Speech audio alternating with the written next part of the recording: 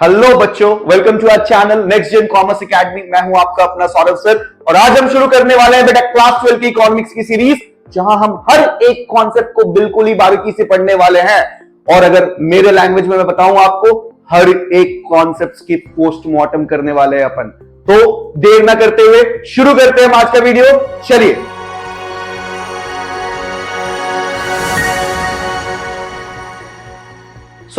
आज हम शुरू करने वाले हमारे मैक्रो इकोनॉमिक्स, और जो चैप्टर से हम शुरू करने वाले macro, that is termed as national income. तो बेटा कहीं ना कहीं जैसे ही आपने नेशनल इनकम का नाम सुना होगा, कुछ चीजें, कुछ बातें आपके दिमाग में आ रही होंगी। सबसे पहली बात, नेशनल इनकम का मतलब क्या होता है? कहीं ना कहीं बेटा अगर मैं आपको नाम बता रहा है, नेशनल इनकम होता है बेटा पूरे नेशन की इनकम। अगर मैं भारत जैसे देश की बात करूं, भारत जैसे इकोनॉमी की बात करूं, 150 करोड़ लोग रहते हैं यहां पर, और उन 150 करोड़ लोगों के पूरे इनकम को अगर आप साथ में मिला रहे हो बेटा, then that would be termed as national income. अब बेटा 150 करोड़ लोगों के इनकम को अगर आप एक साथ ला रहे हो, क्या आपको यह लगता है कहीं ना कहीं एक मुश्किल टास्क होने वाली है? और यही सेम चीज नेशनल स्टैटिस्टिकल ऑफिस एनएसओ ने भी बताई। The calculation of national income is one of the toughest calculation in the world. हालांकि 10 मार्क्स कवर करने वाला है बेटा ये चैप्टर, ये यूनिट आपके क्लास 12 के इकोनॉमिक्स की, तो कहीं ना कहीं हमारे लिए तो बहुत ज्यादा इंपॉर्टेंट हो जाती है ये चैप्टर, ये यूनिट। और मैं आपसे वादा करता हूं बेटा, आप अगर मेरे तरीकों से चल रहे हो, ये पूरे वीडियोस अगर आप देख रहे हो, आपको पूरे नेशनल इनकम पे किसी भी पॉइंट ऑफ टाइम पे कोई भी दिक्कत नहीं होने वाली। ये मेरा वादा है आपसे, ठीक है? तो चलिए समझते हैं बेटा इस चैप्टर में कहना क्या है, क्या क्या चीजें आने वाली, किस तरीके से ये चीजें होने वाली। Let's start. सबसे पहले अगर मैं बेटा आपसे बात करूं, चैप्टर यूनिट का नाम है भाई साहब national income. Unit is national income. अब इस यूनिट में मैं आपको अगर बताऊं बेटा 4 चैप्टर्स आने वाले हैं, टोटल मिला के, कुल मिला के बेटा 4 चैप्टर्स आने वाले। नंबर 1, सबसे पहला चैप्टर जो हमारे पास आएगा that is circular flow, circular flow of income. Second is basic concepts of macro economics. Third chapter that would be coming up is aggregates, and last one is measurement or calculation of national income। अगर मैं बेटा इस unit की बात करूं, total 4 chapters को जब तक आप नहीं समझ रहे होगे, आप इस यूनिट में कभी भी स्कोर नहीं कर पाओगे। इसी कारण से मैं कह रहा हूं, ये चैप्टर बेटा ऐसा नहीं है कि ये एक इंडिपेंडेंट चैप्टर होने वाला है। हर एक कॉन्सेप्ट अगले वाले कॉन्सेप्ट को जन्म देने वाली है। बात समझ पा रहे हो? हर एक कॉन्सेप्ट को उतनी ही बारीकी से समझना पड़ेगा हमें, अगर आप चाहते हो कि आपके 10 में से 10 मार्क्स बिल्कुल ही ना कटे, कोई भी मार्क्स आपके एग्जामिनर काट ना पाए, तो आपको ये वीडियोस बहुत ही ध्यान से देखना पड़ेगा। Am I clear to you? चलिए सबसे पहला बेटा अगर मैं आपको इस चैप्टर की बात करूं, लेट्स स्टार्ट। अगर मैं आपसे इस चैप्टर की बात करूं, the point is national income को स्टार्ट करने से पहले बेटा आपको समझना पड़ेगा what we are going to do over here. यहां हम पूरे इकोनॉमी के इनकम को कैलकुलेट करेंगे, और पूरे इकोनॉमी के इनकम को कैलकुलेट करने के लिए क्या ये हमारे लिए पॉसिबल है कि हम 150 करोड़ लोगों के पास जाए भारत जैसी इकोनॉमी में, और उन 150 करोड़ लोगों से उनके डेटा मांगे, आपका इनकम बता दो? क्या ये पॉसिबल है? नहीं। इसी कारण से बेटा हमने हमारे पूरे इकोनॉमी को 4 पार्ट्स में डिवाइड किया, 4 सेक्टर्स में डिवाइड किया बेटा। दो sectors are,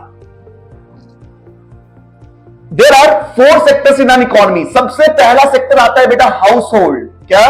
house hold. Second one is firms, third one is government, and इसके बाद बेटा आखिरी one is rest of the world. इसको हम फॉरेन सेक्टर भी बोलते हैं, इसी सेक्टर को हम फॉरेन सेक्टर भी बोलते हैं। बात समझ पा रहे हो? मैं कह रहा हूं हमने अपने पूरे इकोनॉमी को 4 सेक्टर्स में डिवाइड किया, हाउस होल्ड, फर्म्स, गवर्नमेंट और रेस्ट ऑफ द वर्ल्ड या फिर foreign sector. Now the point is कि for the sake of calculation बेटा, पूरे के पूरे क्लास 12 मैक्रो इकोनॉमिक्स की बात कर रहा हूं मैं अभी यहां पे, हमें ऑलवेज ये अज्यूम करना है कि there are only 2 sectors in an economy, household and firms. हालांकि होते कितने हैं? होते तो 4 हैं, बट हमें कितने का एजम्पशन लेकर के चलना पड़ेगा बेटा इस चैप्टर में? That is 2। कौन कौन सा? House hold and second one is firm. बात समझ आती है? अब बेटा ध्यान से समझना, ये अगर मैं हाउस होल्ड की बात करूं, हाउस होल्ड का मतलब क्या है? आप हम जैसे आम लोग जो इस इकोनॉमी में रिसाइड कर रहे हैं, जो इस इकोनॉमी में कंज्यूम कर रहे हैं ना बेटा, मतलब कोई भी चीजें की अगर मैं बात करूं एज एन हाउस होल्ड, मैं तो कंज्यूम कर रहा हूं चीजों को, मैं प्रोड्यूस थोड़ी ना कर रहा हूं। मैं प्रोड्यूस कर रहा हूं क्या? नहीं, तो मैं सारी चीजों को कंज्यूम कर रहा हूं। सो बेटा the prime function of household is to consume the goods and services. मतलब मैं क्या मैं ये बोल सकता हूं हाउस होल्ड का फंक्शन क्या है बेटा? कंजम्पशन। क्या है? कंजम्पशन। वेयरएज अगर मैं फर्म्स की बात करूं बेटा, फर्म्स का क्या रोल होने वाला है यहां पर इस सेक्टर में? That is production. बात समझ पा रहे हो? मैंने आपको रोल्स बताया अभी फिलहाल। सबसे पहला हाउस होल्ड का रोल क्या है? Household sector is going to consume. Second one is firms का रोल क्या होने वाला है? Firms are going to produce. बात समझ आती है? इन्हीं दो सेक्टर्स के साथ हमारा पूरा नेशनल इनकम का यूनिट खत्म होने वाला है। क्लियर है हम लोग इस पे? चलिए अब अगर मैं आपसे बात करूं सर्कुलर फ्लो क्या होता है sir, what do you understand by circular flow? इसमें क्या पढ़ने वाले हैं हम? इसमें हम पढ़ने क्या वाले हैं बेटा? इसमें हम पूरे के पूरे इकोनॉमी के फ्लोज को पढ़ने वाले हैं। किस तरीके के? मैंने आपको अभी जस्ट बताया पूरे इकोनॉमी में कितने सेक्टर्स होते हैं? दो। कौन कौन से? First one is house hold, second one is firm. House hold का काम क्या है? कंजम्पशन। फर्म्स का काम क्या है? प्रोडक्शन। बात समझ आती है? अब चलिए देखते हैं। सबसे पहला बेटा मैंने आपको बताया पूरे इकोनॉमी में दो ही सेक्टर्स होने वाले हैं, that is house hold and second one is firms. सबसे पहला हाउस होल्ड का मतलब हम आप, फर्म्स का मतलब टाटा बिरला अंबानी अडानी, जितने भी प्रोडक्शन यूनिट्स है पूरे इंडिया में, every unit can be termed as a firm. बात समझ आ रही है? मैं अगर आपसे बोल रहा हूं हाउस होल्ड का मतलब क्या है? They are going to consume. हम और आप प्रोडक्शन थोड़ी ना करते हैं बेटा, हम और आप तो कंज्यूम कर रहे हैं ना चीजों को। प्रोड्यूस कौन कर रहा है? प्रोड्यूस फर्म्स कर रही है। और ये जो फर्म्स है क्या ये मार्स या जुपिटर से आ रहे हैं, या हमारे ही बीच के कोई लोग हैं जो कि बिजनेसमैन बनते हैं इन द फ्यूचर, जो कि बिजनेसमैन बनेंगे इन द फ्यूचर, और यही तो प्रोडक्शन करेंगे ना भाई। बात समझ पा रहे हो? बट क्या वो भी हमारे ही बीच के कोई लोग हैं? यस। जो बेटा फर्म्स की अगर मैं बात करूं, मुकेश अंबानी, टाटा, बिरला, अडानी, क्या ये मार्स या जुपिटर से आ रहे हैं, या हमारे ही बीच में से हम ही जैसे कोई लोग हैं बेटा जो ये बिजनेस कर रहे हैं? तो सबसे पहला जो भी फैक्टर्स ऑफ प्रोडक्शन होता है, क्लास लेवल में हमने सीख रखा है, what are the factors of production? 4 factors of production होते हैं। कौन कौन से? Labour, land, capital and entrepreneurship. Number 1 is land, labour, capital and entrepreneurship. बेटा ये बात आपके दिमाग में क्लियर होना चाहिए। Who are termed as the owners for the factors of production? Household. Household are termed as the factors of production. Household are termed as the owners of factors of production. सबसे पहला इस flow में बेटा होने क्या वाला है? Household जिसके पास फैक्टर्स ऑफ प्रोडक्शन है।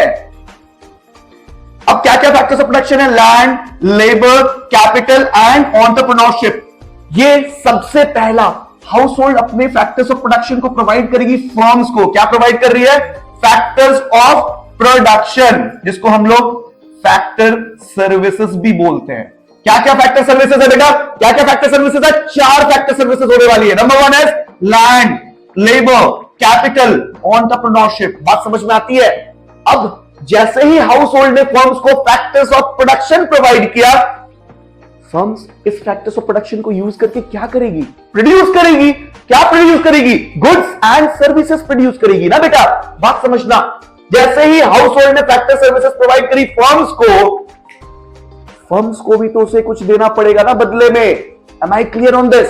जब जैसे ही हाउस होल्ड ने फर्म्स को प्रोवाइड करी factor services that are land, labour, capital and entrepreneurship, उसके बदले फर्म्स भी तो बेटा पेमेंट करेगी ना। बात समझ पा रहे हो? फर्म्स भी तो पेमेंट करेगी फैक्टर सर्विसेज के बदले में, जिसको हम लोग बोलते हैं बेटा फैक्टर पेमेंट्स। क्या बोलते हैं? Factor payments. अब क्या क्या फैक्टर सर्विसेज थी? Land, labour, capital, entrepreneurship. Factor payments क्या होगी बेटा? लैंड के बदले रेंट, लेबर के बदले वेजेस, कैपिटल के बदले इंटरेस्ट, एंटरप्रेन्योरशिप के बदले प्रॉफिट्स। बात समझ पा रहे हैं? मैं कह रहा हूं सबसे पहला फ्लो आपको दिख रहा है क्या? ये गोल गोल घूम रहा है बेटा। इसी रीजन से इस चैप्टर का नाम है बेटा सर्कुलर फ्लो ऑफ इनकम। बात समझ आ रही है? सबसे पहले हाउस होल्ड ने प्रोवाइड करी फर्म्स को क्या? Factors of production. क्या क्या फैक्टर्स ऑफ प्रोडक्शन है? लैंड, लेबर, कैपिटल, एंटरप्रेन्योरशिप, जिसके बदले फर्म्स ने भी पेमेंट करी हाउस होल्ड को, क्या? लैंड के बदले रेंट, लेबर के बदले वेजेस, कैपिटल के बदले इंटरेस्ट, एंटरप्रेन्योरशिप के बदले प्रॉफिट्स। यहां तक बातें क्लियर समझ में आती है? चलिए अब बेटा जैसे ही फर्म्स ने हाउस होल्ड को फैक्टर पेमेंट्स कर दिया, क्या क्या फैक्टर पेमेंट्स थे? लैंड के बदले रेंट, लेबर के बदले वेजेस, कैपिटल के बदले इंटरेस्ट, एंटरप्रेन्योरशिप के बदले प्रॉफिट्स। अब एक बात सोचना बेटा, हाउस होल्ड ने जब फर्म्स को लैंड, लेबर, कैपिटल और एंटरप्रेन्योरशिप प्रोवाइड करी थी, वो किस पर्पस के लिए करा था बेटा? प्रोडक्शन पर्पस के लिए, गुड्स एंड सर्विसेज के प्रोडक्शन के लिए। और मैंने ये अज्यूम किया हुआ है कि बेटा पूरे इकोनॉमी में सिर्फ दो ही सेक्टर्स है। मतलब अगर मैं तुमसे बोलूं कि हमारे क्लास में स्टूडेंट्स है एंड टीचर्स है, अगर स्टूडेंट पढ़ रहा होगा, पढ़ा कौन रहा है? टीचर। ये तो बेटा कॉमन सेंस है। अगर टीचर्स पढ़ा रहे हैं, पढ़ कौन रहा है? स्टूडेंट। सेम गोज विथ अगर फर्म्स ने प्रोडक्शन करी है, किस चीज की production? Goods and services, consume कौन करेगा? House hold. ये तो कॉमन सेंस की बात है ना भाई। अगर फर्म्स ने प्रोडक्शन करी है, उसे कंज्यूम कौन करने वाला है? That is going to be consume by the household. Am I clear on this? Yes. So बेटा हमारा जो थर्ड फ्लो होने वाला है, दैट वुड बी फर्म्स के ओर से गुड्स एंड सर्विसेज जाएगी हाउस होल्ड को। फर्म्स की ओर से गुड्स एंड सर्विसेज जाएगी हाउस होल्ड को। एंड जिसके बदले सर जब हाउस होल्ड ने फर्म्स को लैंड, लेबर, कैपिटल, एंटरप्रेन्योरशिप दिया, तो क्या फ्री का दिया था? क्या फ्री का दिया था या उसके बदले फैक्टर पेमेंट्स आई थी उनके पास? Now when the goods have been produced by the firms, तो बेटा क्या हाउस होल्ड उनके ससुर लगता है क्या, जो फ्री फोकट का पैसा देने वाला है? फ्री फोकट के गुड्स एंड सर्विसेज का सर्विस मिलने वाला है आपको? नहीं। सो इन गुड्स एंड सर्विसेज के बदले, इन गुड्स एंड सर्विसेज के बदले बेटा आपको हाउस होल्ड के द्वारा पेमेंट भी किया जाएगा। And that payment is termed as consumption expenditure. बात समझ आती है आपको? मैंने आपको अभी तक इस पूरे फ्लो में चार चीजें सिखाई है। सबसे पहला, लेट्स अंडरस्टैंड फ्यू थिंग्स। सबसे पहला मैंने आपको बताया इन सर्कुलर फ्लो में बेटा हाउस होल्ड से फर्म्स की ओर, the first flow is from household to firm. क्या जा रही है बेटा? Goods and service. सॉरी क्या जा रही है बेटा? Factors of production. क्या क्या थे? या फिर फैक्टर सर्विसेज। कौन कौन से फैक्टर्स ऑफ प्रोडक्शन थे? Land, labour, capital, entrepreneurship. जिसके बदले फर्म्स ने हाउस होल्ड को पेमेंट करा बेटा क्या? Factor payments. लैंड के बदले रेंट, लेबर के बदले वेजेस, कैपिटल के बदले इंटरेस्ट, एंटरप्रेन्योरशिप के बदले प्रॉफिट्स। एंड इसके बाद फर्म्स ने अपना प्रोडक्शन भी तो स्टार्ट करा होगा ना बेटा। जब फर्म्स ने अपना प्रोडक्शन स्टार्ट करा होगा और क्या प्रोड्यूस किया है? Goods and services. उन गुड्स एंड सर्विसेज को कंज्यूम कौन करने वाले हैं? इन गुड्स एंड सर्विसेज को जो फर्म्स ने प्रोड्यूस किया है, इसे कंज्यूम कौन करने वाला है बेटा? This goods and services are to be consume by the household. तो बेटा थर्ड फ्लो आपको दिख रहा है क्या? Goods and services are moving from the firm to the household. And इसके बदले, इस गुड्स एंड सर्विसेज के बदले बेटा हाउस होल्ड भी पेमेंट करेगा फर्म्स को। And that payment will be termed as consumption expenditure. Are we clear on this? ये समझ में आता है बेटा आपको?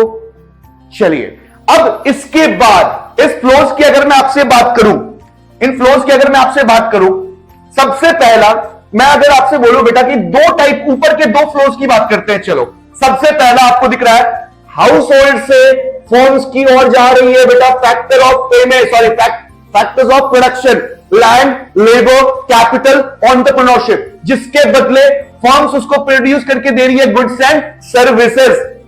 बेटा याद करो क्लास 9, 10th, आपको कुछ चीजें याद आएंगी। आपने कभी बार्टर इकोनॉमी का नाम सुना है? What do you understand by barter economy?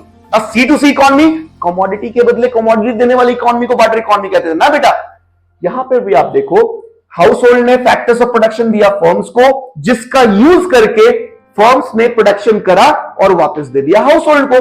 क्या यहां पे कहीं पर भी पैसे का कोई इन्वॉल्वमेंट दिख रहा है आपको?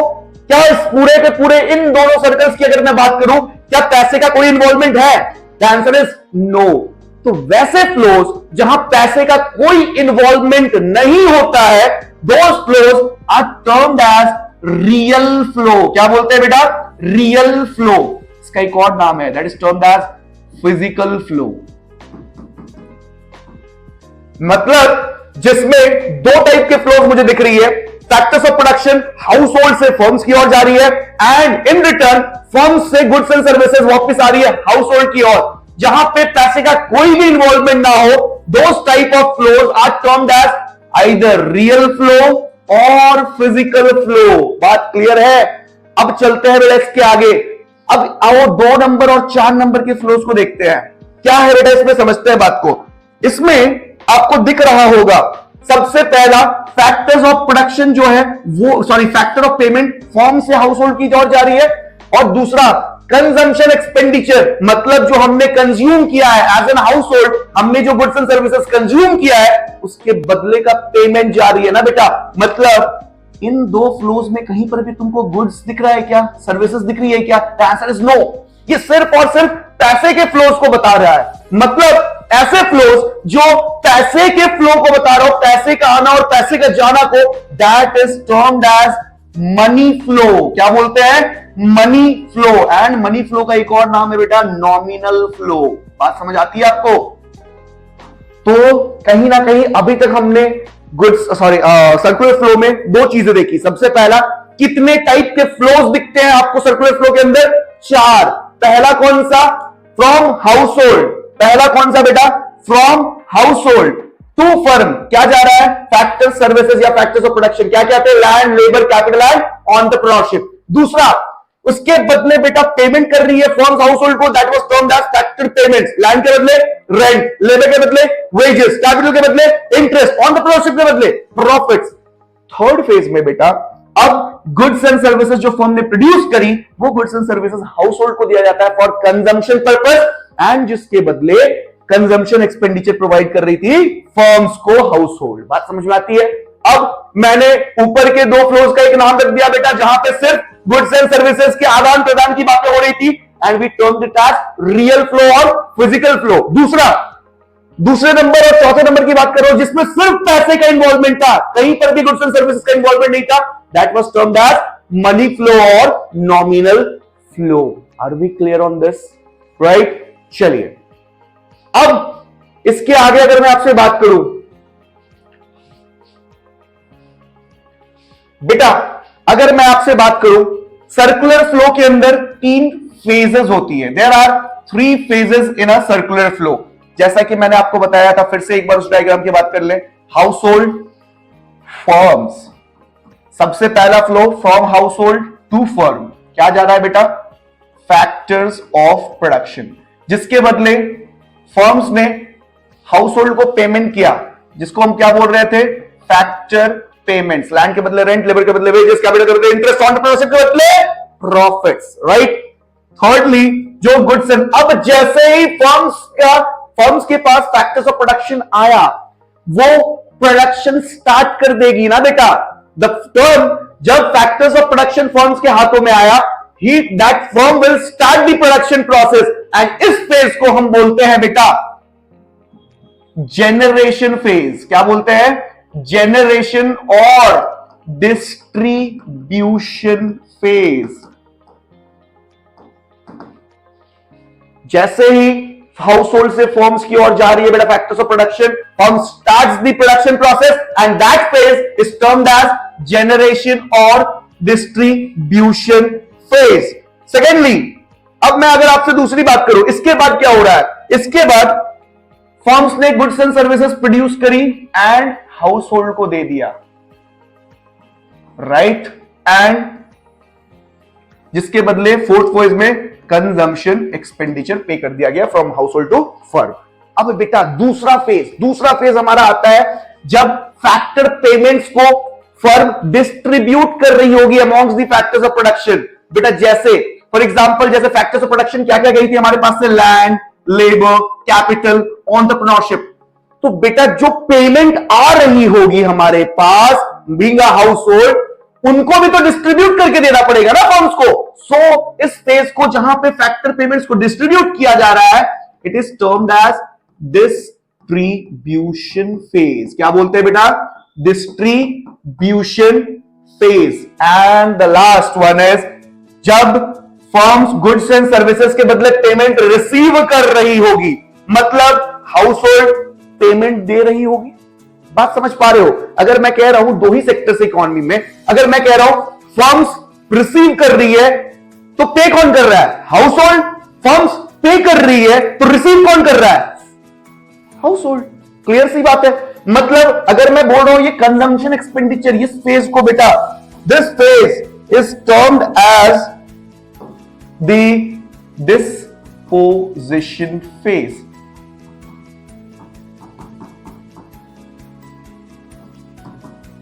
मतलब मैंने अभी तक तीन चीजें देख रखी है। First one is generation phase, जब फर्म्स रिसीव कर लेती है factors of production and starts the production process, that phase is termed as generation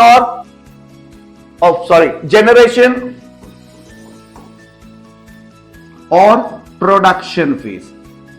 secondly, जब बेटा डिस्ट्रीब्यूट कर रही होती है factors of payment, that phase is termed as distribution phase. और जब कंज्यूम कर रही होती है फर्म्स का goods and services household and उसके बदले जो पेमेंट कर रही होगी, that is termed as disposition phase. Clear है? सो बेटा ये थी हमारी सर्कुलर फ्लो ऑफ इनकम। अब आज हम इस वीडियो में स्टार्ट किए हैं सर्कुलर फ्लो ऑफ इनकम, जिसको हम आगे चल के अगले वीडियोस में पूरी तरीके से सारी चीजों को देखेंगे। जैसे बहुत सारे कॉन्सेप्ट अभी भी इसमें आके बात की है, जैसे लीकेजेस, इंजेक्शन। जब फाइनेंशियल मार्केट हो तब क्या होगा, फाइनेंशियल मार्केट ना हो तब क्या होगा। ये हमने केसेस पढ़ी है सिंपल इकोनॉमी की, टू सेक्टर इकोनॉमी की, राइट? सो आज हम लोग यहीं तक रखेंगे। From next video we are going to start up this and will analyse the rest part of this chapter. और इसके बाद हम लोग देखेंगे बेटा कि आपके सिलेबस में क्या क्या चीजें हैं, right? Till then hang on with me. Thank you so much for your time. Have a nice day.